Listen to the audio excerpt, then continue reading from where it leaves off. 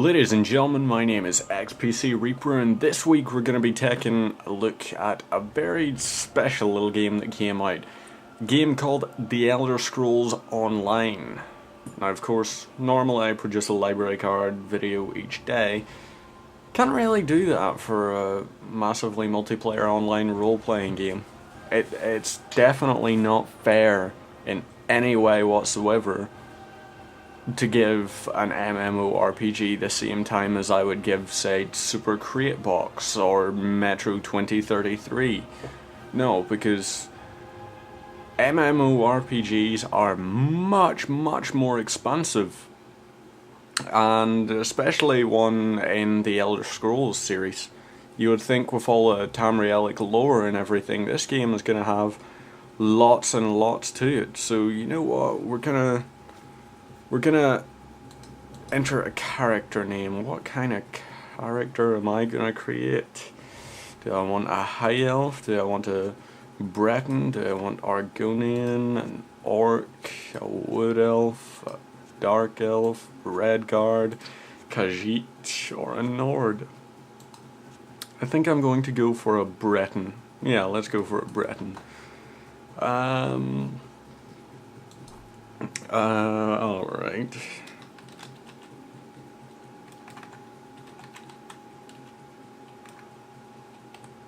Let's just call her Fjaril or something, because, you know, that sounds like a sort of name a wizard person might have. Sorcerer, Warren, Nightblades. Well, in this here, as you can see, you've got your 9 main races. You can also choose whether you want to be part of the Daggerfall Covenant. You can choose whether you want to be part of the Aldmeri Dominion. Ah, right. So if I wanted to be part of the Ebonheart Pact, I would have to be a Nord, Dark Elf, or an Argonian. If I want to be part of the Aldmeri Dominion, I can be a Khajiit, a Wood Elf, or a High Elf. Or if I want to be part of the Daggerfall Covenant, no, I'm gonna be a Breton. Now, let's see, class, so you've got the fighter class, the Dragon Knight. They use martial arts tradition of battle spirit and wield fearsome magic that pounds shards and physically alters the world around them. Then you've got sorcerers, who are very much your mage type characters. You've got Nightblades, who are your rogues, pretty much that sort of playstyle, and Templar, who are your very much close quarters attack monkeys.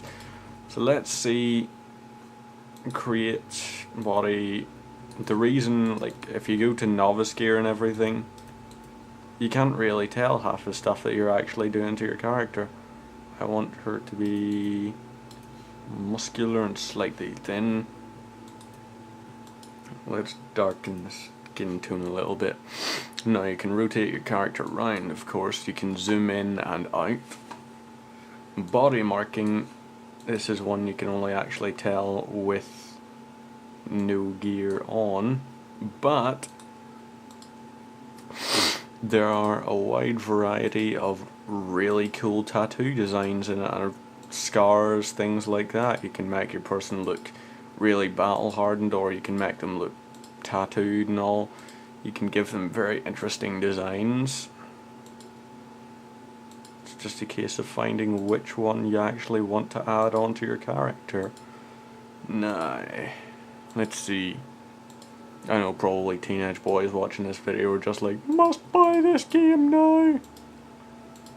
Yeah, I know what you're thinking. You sicken me. Right, I'm gonna give her tattoo sleeves. And we're gonna give her, well, you can preview what she's gonna look like in the veteran gear as well, which is actually quite cool. But let's have a look at what she's gonna look like in the normal one. I could adjust all these little things. You can also lock specific things.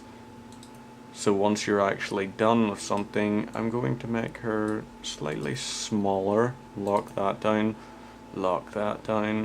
Torso size. Ah, that's the shoulder width. Give her a bit of a wider shoulder. I know what you're thinking, teenage boys. Yes, it does. Let's go for something not completely unrealistic. Yeah, alright. Gut size. Yeah, you can make your character fat. I don't think I want to do that though.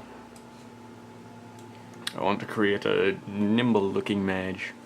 Waist size, that of course you can see is just basically the width of their waist. Give them a sort of reasonable one. Arm size, you can make them tiny or very muscular. I'm going to, since she's a wizarding type character, she's not going to be all that affinitied with all that sort of stuff. You can give her larger or smaller hips. Can you give her smaller hips? Just for the record, posterior dimensions is not exclusive to females. You can make giant arsed males. Is that the leg width? It looks like it could be. I'm gonna have to actually check with no gear if that is. Yes, that is in fact. So small legs, and I generally happen to notice that women tend to have smaller feet than men. That is of course not to say that like they can't have big feet.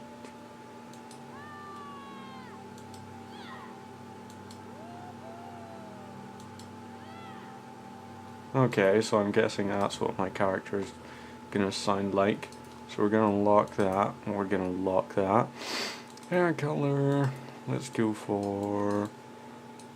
I wish you had a bit more selection with the hair colors.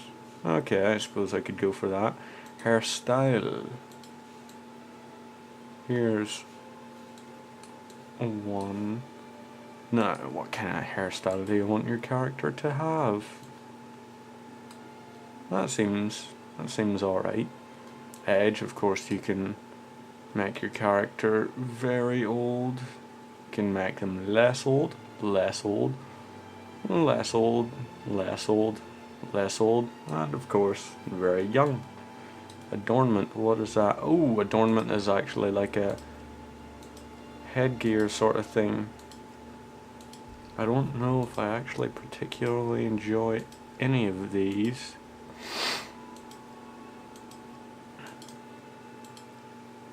Maybe there will be something cool. Oh wow, you can give your character an eye patch. That's going to be fun for anyone who wants to create a pirate character. But I think I'm going to go for that. Also, you can give them facial tattoos. Because why wouldn't you? Why would you possibly not want to do that? I'm not sure if you can change the color of tattoos that you actually apply to your character, but it's possible you might be able to.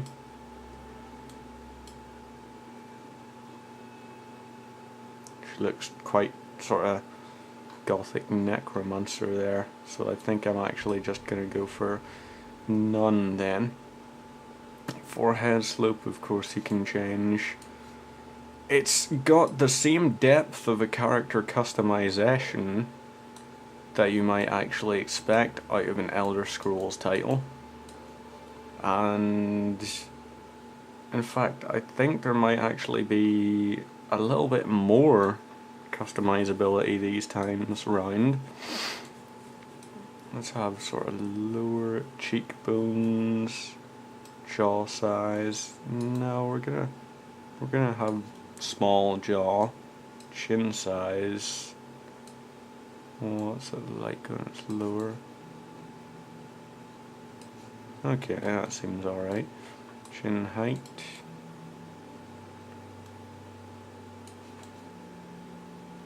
Alright, that seems reasonable. Neck size. Let's give her a sort of wider neck. Just a bit. Now, eye color. Here is where you can actually see some really weird ones. You can give your character all the normal colored eyes you might expect. And then of course you can give them really, really dark shades, which are just like barely discernible as colors which a human being might actually have. What color? No, we're gonna give her blue eyes. The eye size seems alright. That there seems alright. Brows. Character seems alright to me. Actually, let's see if we can't adjust the lips, make them a little less massive. I thought I was able to see like she's got an open mouth, but it turns out it's actually just the shininess of that there. So alright, that looks like everything there. So let's create this character. I'm going to show you the tutorial, despite the fact I've played through it with a different character. I'm actually going to show you it because it's important for the first impressions of the game. If an MMORPG has a terrible tutorial, it's not going to make you want to come back and play it again, is it? You're not going to want to. I'm going to take this opportunity quickly while I'm standing in the cell. Hopefully you won't be able to hear this. You might have been able to heard a tiny noise there.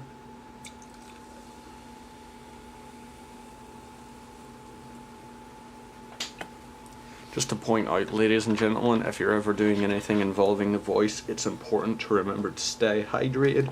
Fortunately, I never have to burp. I've got some kind of body which just never ever needs to burp. So I don't actually have any problems drinking carbonated drinks, which is not a problem. At the moment I'm just drinking some cola, just because keep the throat nice and hydrated. And yeah, but of course if you yourself were recording anything, I would not blame you for saying, oh, you shouldn't be drinking carbonated drinks because that's going to make you need to burp and it's going to have throat problems, but it doesn't do anything to me. So I actually just skipped his dialogue because he literally just tells you, okay, find me, and then gives you a sort of basic setup for it. Now, unfortunately, there's no way to turn on subtitles for the normal stuff, and I should point out at the moment I'm playing this with everything at full, and when I look in areas like here, I'm getting around about 60 frames per second. It can range. The lowest frame rate I have actually had in the game so far, after maybe about 12 hours of playtime, would be when at one point I was hitting 40 frames per second, but 40 is actually the lowest I've had. Sometimes it will dip to about 40, sometimes it will remain a little bit higher. So I'm going to actually take this ice staff because of course character is a mage, it's important to have mage equipment. Now, the inventory this time around, you'll notice inventory space 3 out of 60. What does that mean? That means that we're dealing with something completely different from what the Elder Scrolls has been like before. It used to be a case of you could have 10,000 items easily, and that was not a problem whatsoever. Now, I'm not actually sure what this character is like. I'll show you a little bit of combat system. Of course, blocking. You'll see there are points this enemy is probably going to charge up, and when they charge up like that, you can use your block, like hold the block key and strike them at the same time, and what that will do will stagger them, knock them back, and if you're playing as melee character, you'll be able to effectively knock them further back and really deal some damage to them. I'm going to take that lockpick. You'll probably get to see lockpicking later on in it. You see here it says bait for fishing. Yes, there's fishing in the game. There's all sorts of different trade skills which are very much, they seem the same way as the old trade skills out of World of Warcraft, for example, if you know them, or if you're unfamiliar with those. If you ever played Neverwinter Nights, and this is probably going to be familiar to even fewer of you, if If you ever played Neverwinter Nights and there was the Ambrosia trade skill mechanic, the ATS system, Ambrosia trade skills in the game, then you might actually be a little bit more familiar with what I'm talking about. The whole, you don't have to actually pick your primary mechanics or anything, because you're able to be jack of all trades, master of none. Now you see it says level up, but you're probably wondering, you leveled up already? How did you do that? I mean, you didn't level your skills that much. They've kept but altered the old leveling system from the Elder Scrolls. I can level up skills, and it's very important to specialize in skills. Tower of Eyes, okay, I'm guessing I ran past the person I was meant to be talking to.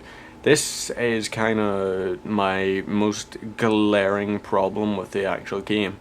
If you walk too far away from someone, or you're just not really paying that much attention, you can end up just running along. You can listen to all that stuff, but it really doesn't matter. It's just to give you a little bit of a backstory of why you're here, why you're in Cold Harbor, and it doesn't matter. It's essentially just a little expositional mechanic to tell you why you're actually in the game universe. Now, what are these sentinels? How can we destroy it? Let's go. In this area, actually, my frame rate is sitting at a steady 30, which is, I suppose, fair enough. You can see there's a number of people playing. Like, you've got Grizzly's Rage is playing, you've got Cube, you've got Kilbron, and then of course you've got your monsters like the Flame Atronak. Why this is not actually firing my projectiles, for all I know it could be. Okay, yeah, this is firing projectiles, it's just not actually informing me that it's doing so. So I can kill from range, but it's only actually rendering in 1 out of maybe 5 projectiles that I fire. Now, the compass is the way they've done it this time around, and they say it's to encourage exploration of the game.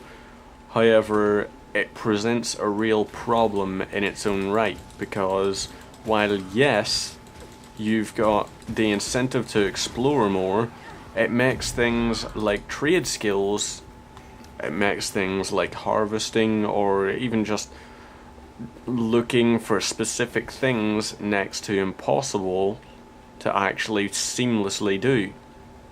Because unfortunately you're having to go through all these stupid little mechanic systems, and it's really irritating. You have to go into your map and then you have to not move from the spot, because if you move from the spot it cancels out the map and you have to look and see where you're gonna go, and of course you end up adjusting maybe about 500 different times before you even know where the hell you're meant to go. And then on top of that, it'll be like, oh, you have to destroy Cold Harbor Sentinel above. It doesn't give you any form of waypointing to get towards the objective. It doesn't give you a mini-map, which would be much more effective than the actual compass system is now, because the compass doesn't even tell you half the places where you're going to be going. You'll arrive in a city and you'll be like, oh wow, I didn't even realize that I was going to the city. And yeah, I know what you're thinking right now, Sauron. That's what I thought too. A little shining eye in a tower. If you weren't thinking it, then honestly, sort of shame on you. You really should sort of think this land is a bit like a... It's a less fiery Mordor, really. And... okay, let's get back to the compass system. Without access to a minimap, the game is severely detrimented by that, because it doesn't give you any form of waypointing. It doesn't give you any heads up on where ore is, for example. You can't find ore just lying on the ground. Well, you can find it lying in the ground, but the problem is it's really either difficult to spot, or you have to invest skill points in actually being able to see it from further away. I just realized how tall this woman is. She's tall. Actually, my character's just short. Okay, so we need to find Cadwell. It does give you the first section of the game in a very basic tutorial system, and unfortunately, if you haven't already done it, then you'll have to run through and you'll be clicking through, and I guarantee you that you're not going to give any damn about anything in here, because none of it is particularly well written. Like, it's well thought out. I'm glad they've got that whole expositional thing in it, but it's not necessary. You saw their loading time was pretty much non-existent. So you've got all these different ingredients. Press control to sneak. Ah yes, I forgot you can do that. You can sneak, and you can, if you're using a melee character, you can sneak up and get bonuses from attack. If you're using ranged, like bow and arrow, I believe you can get sneaky bow and arrow stuff. You can also disarm traps, which is quite interesting, because like you won't be able to see the traps unless you're sneaking, but when you are sneaking, they're pretty obvious. And sneaking will reduce you to about half your movement speed. Okay, fair enough. It is a detriment, but when you're going through a dungeon and all, and you can see a trap from that far away, that really takes a lot of the sort of tension and all out of dungeon delving. It doesn't have that same feel of, oh, everything's dangerous, I better watch my step, keep an eye out for pressure triggers and everything, because everything is just so blatant. I mean, even when you're standing here in this smoke and standing up, that right there does not seem like it's blending in seamlessly with the smooth ground and the rest of this area. So a lot of the traps are just so obvious that you would have to be a really, really unattentive person to actually be caught by any of them. Not only that, we've got this guy. This guy has just run up here and he's just looted that box. Okay, granted, he's looted the box maybe in a tutorial area. It's fair that we're sharing loot. It's fair that when he takes it, that doesn't also affect me. But out in the full world, it's still like that. You can witness someone run up and take everything out of a box, and maybe they'll complain about, oh well, you know, I only got this item here, I only got, say, an iron greatsword or homespun breeches, but at the same time it provides enough of a random element that he can walk in, loot a crate 5 seconds before you, and he'll get homespun breeches, and then when you try to loot the exact same crate, all of a sudden you're getting rewarded with loot which is too high a level for you, or is extremely rare and worth a lot of gold. And it very much makes it seem sort of stupid, in a way. Now, of course, your character can swim, you just sort of saw that there. So you've got a lot of these trunks are empty, and you're probably wondering, well, you know, why are they empty? Are you sure that if you take something it doesn't matter to everyone else? I'm sure. I've done enough sort of questing out in the full world, and it just detracts from the sense of you playing in a big open world. Granted, loot should never be first come, first served, but it should at least have some kind of tiered system so that the first person there will get better loot. And then after a while it'll sort of reset as someone and comes along and deposits more loot into it and uses these chests again and again.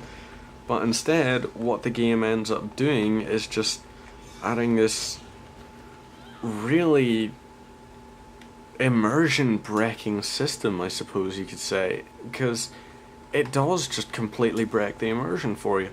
You'll just be swimming along and you'll look at all these chests and then all of them are empty, but of course these are scripted to be empty. I've never once encountered anything in them, and I've created multiple characters. Granted, I've deleted most of the characters because they've only been there specifically for the purpose of, alright, now let's see how this character plays. We have to find the prophet now, and this is, you would think something like this in the old Elder Scrolls games. This would be a multi-tier puzzle. I mean, this would require so much to actually do. You would have to go into a different area, and you would have to go about, and you would have to find a way around to these. You would have to find keys to open gates to allow access to the north and the south anchor. Is it pinions? Yeah, pinions. I'm not actually sure if that's a word. It might just be my ignorance. I'm not sure. I've never heard the word pinion before. I've heard pin and I've heard minion. Perhaps if it's not a real world thing, then it's part of the lore of this, but I've never heard anything referred to as a pinion in either Elder Scrolls or outside the Elder Scrolls terminology. Now, you're probably thinking, oh, is that all you had to do for that? That's really all you had to do? Yeah. Now, the voice acting for this game, I will grant them, is good. They do have very competent voice acting in the game for the people who are voice acted, but it does sort of suffer from the usual Elder Scrolls mechanic of, you've got 10,000 characters in this game, and you're going to be guaranteed that you're going to hear maybe 6 or 7 lines from the same people repeated over and over and over and over, almost incessantly, to the point where every time someone opens their mouth, you can pretty much roll a 1d10 for what they're going to say. You can roll a 1d10, and if it lands on a 9, you can be like, oh, so that's what they're going to say this time around.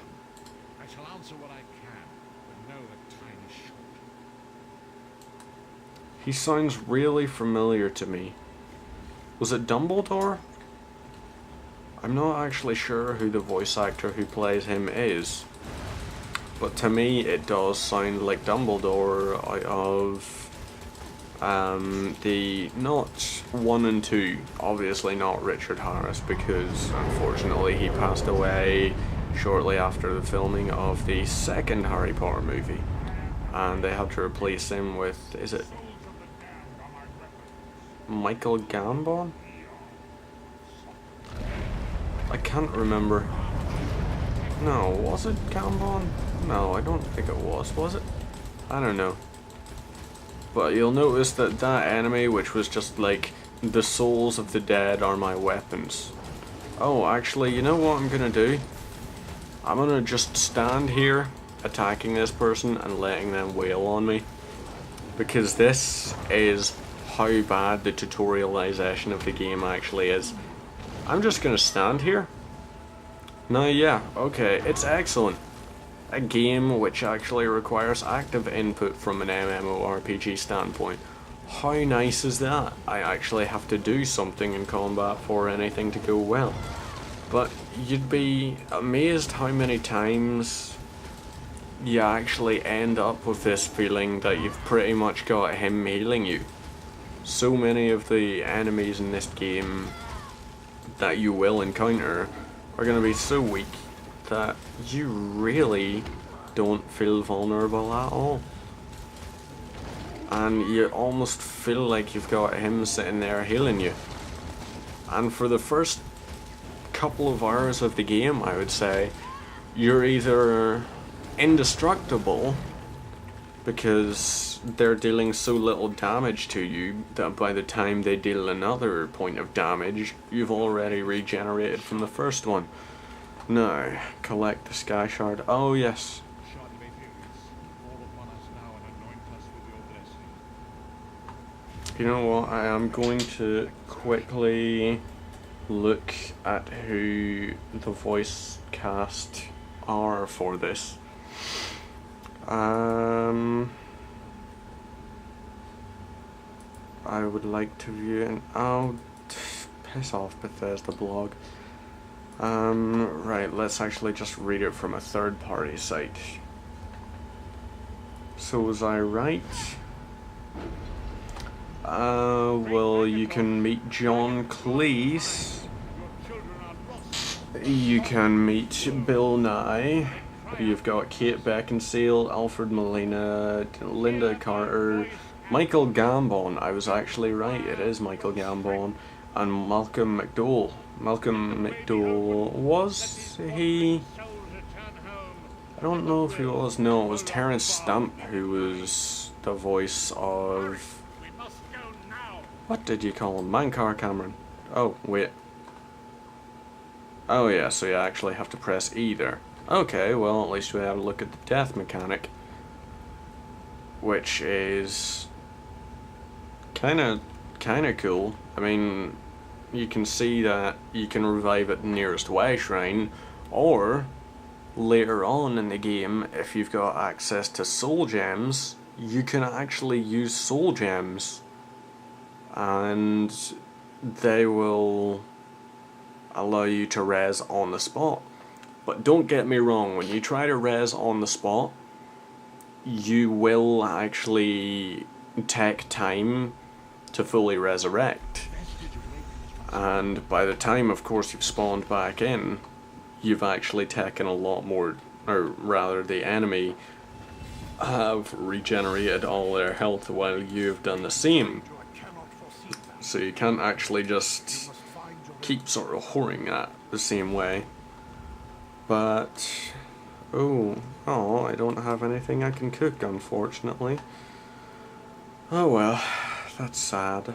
Very, very sad. But that was a look at the tutorial section for The Elder Scrolls Online. This is kind of cool. You've got your basic sort of skill book systems that you had in the game as well.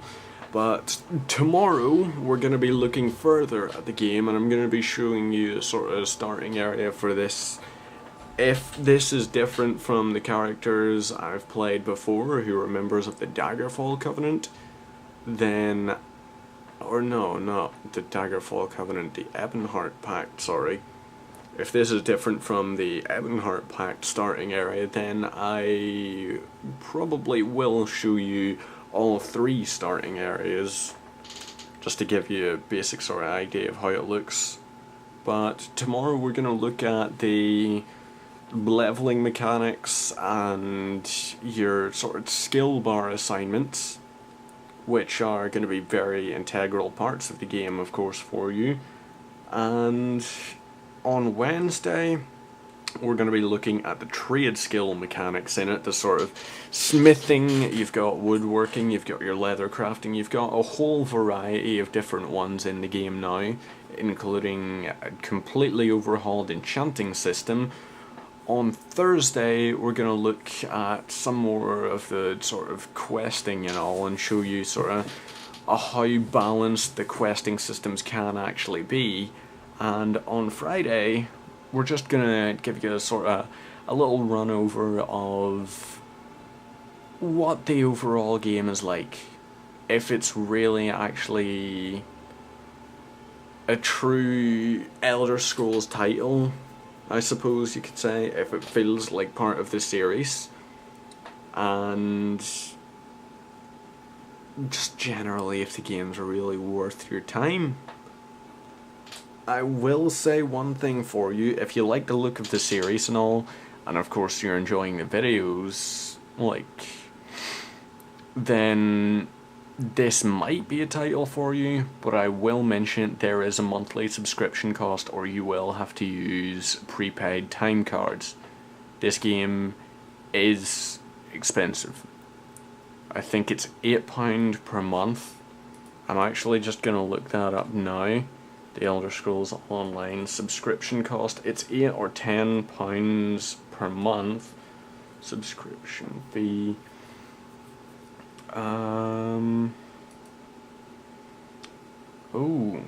well. Oh, well, that's nice. You're gonna get an additional 5 days of complimentary game time. That's unfortunate, because that was to make up for your real problem of it. The launch day was really pretty damn bad. Okay, here it is. Great British Pounds 30-day subscription is £8.99 for 90 days. It will be £7.99 for each 30 days, which comes out to a total of £23.97, and for 180 days it'll be £6.99 per 30 days, which means for the 180-day subscription it will actually come out to £41.94, if my mathematics is correct. So yeah, every half a year you're basically going to be paying a subscription cost of at least a brand new AAA title. I'm just putting that out there as a warning to all of you right now. This isn't a game which is a Guild Wars mechanic system, which is going to be pay once, play forever. This is subscription based fee, and on Friday I'll sort of look at what that money is actually getting you, if it adds up content wise to the same sort of stuff you would find in other AAA MMORPGs, and of course just single player titles if you're fans of them. Next week library card content will return as usual, but for this week it's going to be very specifically focused on the Elder Scrolls Online. If you've enjoyed this video and you've enjoyed this little look at the Elder Scrolls Online, of course feel free to subscribe, like the video if you wish. If you've got anything you want to say about the video, feel free to leave a comment. If you've got any questions about it, leave a comment below. I will do my best to answer those. Of course, a lot of the questions which people would be inclined to ask can probably be found directly through just Google searches and the like. But if you're looking for something about my input towards the game and you're not wanting to wait for tomorrow's video or a day after, or even if you're watching this in 10 months time and you're sitting there in Easter 2015 watching the video, you can of course leave a comment below. We of course do like getting back to any of the messages we receive. We don't get all that many of them, but those we do, we love responding to, because you know, it's a community. YouTube is a community. Why not be part of that community? So thank you very much for your time in this video. Thank you very much for watching it, and enjoy the rest of your evening. I will see you tomorrow with more The Elder Scrolls Online.